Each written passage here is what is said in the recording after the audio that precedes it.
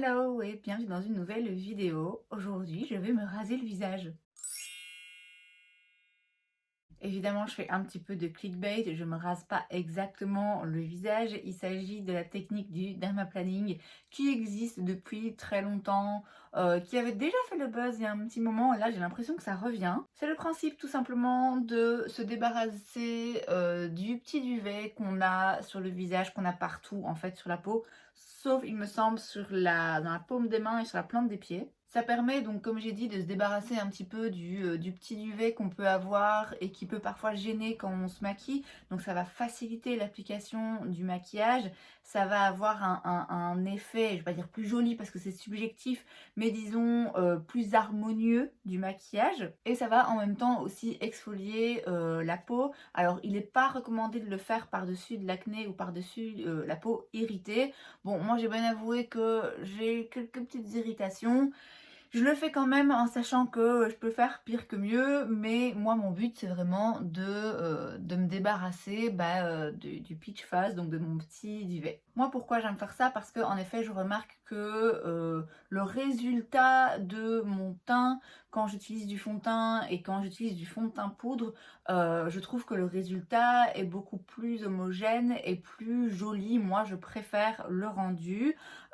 Évidemment, je dis pas que vous êtes censé le retirer ou vous êtes mieux sans, chacun fait ce qu'il veut. C'est juste que moi, me maquillant beaucoup, c'est vrai que je préfère quand j'ai pas ce petit duvet qui parfois peut gêner un petit peu à l'application de certains produits de maquillage. Alors je vous l'ai dit, j'ai évidemment exagéré, hein, je vais pas raser les poils de mon visage, c'est même pas des poils d'ailleurs, c'est vraiment juste un duvet.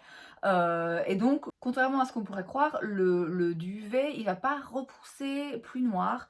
Vos poils vont pas être plus durs, plus foncés, repousser plus vite. Non, on rase pas, d'accord? On va pas contre le grain raser des poils. On va dans le sens du grain, aller arracher un petit peu, en fait, retirer ce duvet à la surface de la peau. Donc non, vous n'allez pas avoir de la barbe qui va vous pousser, ça va pas faire pire que mieux par la suite. Je dirais malgré tout ceci, à partir du moment où vous vous lancez là-dedans, où vous commencez à faire du dermaplaning, vos poils vont pas repousser plus vite ou plus foncés ou plus nombreux, simplement vous allez plus le remarquer parce que dès que vous avez vu votre peau sans le duvet, forcément quand le duvet revient, vous le voyez un petit peu plus qu'avant. Moi de base, j'ai bien vécu ma vie, 33 ans, sans jamais faire de dermaplaning, sans jamais me débarrasser de mon duvet. En soi, il me dérangeait pas, hein, je le remarquais même pas, je savais qu'il était là parce que je sais qu'on a du duvet partout, mais ça me posait pas de problème. Forcément, à partir du moment où j'ai vu la peau de mon visage sans, et à partir du moment où j'ai vu l'application du maquillage sans ce fameux duvet, bah forcément après quand il revient, je remarque la différence. Là en plus, moi ça fait très très longtemps que je l'ai pas fait. En principe, vous êtes censé le faire toutes les 3 4 semaines. Moi, c'est vrai que j'ai souvent la flemme de faire ça, où je me dis: «Ah oui, non, mais là, c'est pas possible parce qu'il faut que je me maquille» ou parce que j'ai un autre truc ou parce que j'ai fait un masque, un petit peu plus irritant la veille ou quoi. OK, c'est toujours bien un truc qui fait que je laisse passer des semaines et des semaines et des semaines, voire des mois avant de le refaire. Évidemment, vous pouvez le faire plus régulièrement, vraiment petit à petit pour, ne plus jamais avoir, le duvet, qui repousse, au complet, si je puis dire. Mais bon, du coup, ça va vous faire une chouette vidéo parce que vous allez vraiment voir le côté satisfaisant. Encore que je suis pas sûre que vous allez voir grand chose parce que bon, j'ai pas une caméra de pro, donc je peux pas dire que la qualité soit topissime. Donc je sais pas si vous allez pouvoir vous rendre compte de cette satisfaction de voir le duvet partir et surtout on se dit waouh, il y avait tout ça. Bon bref, assez parlé. On passe aux choses sérieuses. En ce qui concerne le matériel, moi j'avais acheté les Dermaplaner Teach Pro sur Beauty Bay, c'était un kit de 12, ça coûtait pas grand chose. Je sais qu'il y a des marques qui en vendent franchement cher et vilain. C'est des petits, oui, des petits rasoirs comme ça. Il y a vraiment moyen d'en trouver en grosse quantité, pas cher. Pas besoin d'aller payer un truc comme ça 15 balles, hein. Je sais qu'ils en vendent maintenant chez Sephora des petits kits. Il me semble qu'ils le vendent avec leur sérum aussi. Je vais passer tout commentaire. Donc moi là ce que je fais, parce que je le fais et je vous explique même pas, c'est que j'utilise une petite serviette comme ça mouillée pour humidifier un petit peu ma peau. J'avais vu à l'époque, la première fois que j'avais fait ça il y a un moment déjà, j'avais vu que c'était comme ça qu'il fallait faire. Il y a sûrement une raison.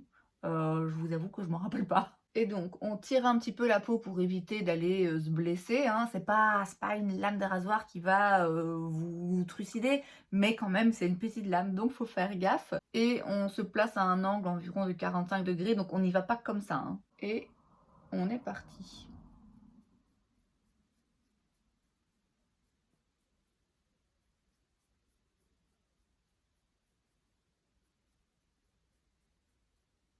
Vous voyez?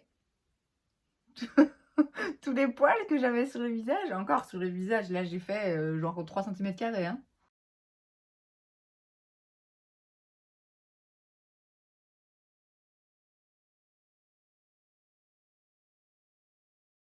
On fait évidemment aussi la moustache. Alors ça fait pas mal, mais c'est vrai que la moustache, j'ai l'impression qu'on sent un petit peu plus les poils qui sont arrachés parce qu'ils sont un rien plus épais. Quand j'étais jeune avec ma cousine, on utilisait un produit, je sais plus comment ça s'appelait, un truc qui blondissait en fait les poils. Oh, c'était une horreur, ça faisait hyper mal en plus, ça brûlait. Alors je suis aucunement une pro, hein. Moi je vous explique ce que moi je fais, ce qui fonctionne pour moi. Je prétends pas que ce soit la façon correcte à 100% de faire les choses. Et puis je pense que vous pouvez aller voir une professionnelle aussi pour faire ça en institut, hein. Très clairement, si vous voulez être sûr de votre coup et que vous n'avez pas envie de vous risquer à le faire vous-même, vous pouvez. C'est juste que ça coûte plus cher, quoi.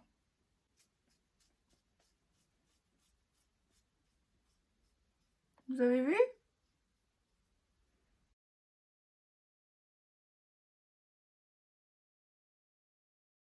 Ah, je vous jure, mais cette satisfaction, oh, je peux pas vous expliquer. Alors, il y en a moins ici sur le front. Moi, c'est vraiment ici hein, que ça se marque et qu'on voit vraiment les touffes qui tombent. Mais il y en a quand même, il y en a quand même. Et puis, comme je vous disais, il y a aussi des petites peaux mortes que ça va aller déloger. Je vous répète, je suis pas une pro. Vous pouvez évidemment consulter un ou une professionnelle si vous voulez faire ça. Euh, et puis surtout, je sais pas si ça convient à tout le monde. Je sais pas s'il y a certains types de peaux sur lesquels vraiment c'est déconseillé. Je vous dis, je sais qu'a priori sur les peaux irritées ou sur des boutons d'acné actifs, faut vraiment pas le faire. Moi là, je contourne les endroits où j'ai mon acné hormonal. Et puis voilà, après le reste de ma peau, c'est plutôt des cicatrices. Voilà, maintenant, clairement, si vous avez des gros boutons d'acné infectés, bah ouais non, faut pas les gratter quoi. Vous pouvez aussi du coup préciser vos sourcils là vers le haut, faisant bien gaffe de ne pas aller tout arracher. Alors ouais, autre chose aussi, parce que comme c'est très très fin, ça s'envole, évitez de faire ça quand vous venez faire le ménage parce que vous allez en avoir partout. Et voilà, la peau est lisse. Ah, c'est tellement agréable. Et alors après ce que moi je fais c'est que je mets de l'huile. Là ici j'utilise l'huile luxueuse pour le visage Marula de chez Drunk Elephant. Et ça va venir en fait réconforter la peau.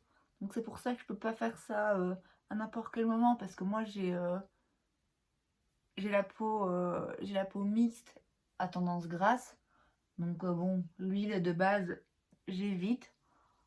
Sauf dans ces moments-là où je veux vraiment être sûre qu'on va bien la réconforter. Et alors plus tard, j'irai me doucher. Comme ça, je renettoierai mon visage. Et puis bah, je ferai mes soins du soir habituels. Après, vous pouvez très bien aussi mettre n'importe quel autre sérum de votre choix. C'est juste que moi, j'ai eu l'habitude de faire comme ça. Voilà donc le résultat. Bon, je me rends compte que vous ne verrez pas forcément la différence de là où vous êtes. La différence se marque surtout, comme j'ai dit, hein, quand on se maquille par la suite, on voit la différence. Mais de nouveau, vous ne la verrez pas forcément. Mais moi, je sais que demain, quand je mettrai mon fond de teint poudre, je sais que le fini sera beaucoup plus joli que quand on voit du coup tout mon duvet qui ressort. Et c'est donc tout pour cette vidéo, j'espère que ça vous a plu. Si c'est le cas, n'hésitez pas à laisser un like. Vous pouvez aussi vous abonner à ma chaîne parce que c'est gratuit, donc pourquoi pas. Et moi, je vous vois la prochaine fois. Bye!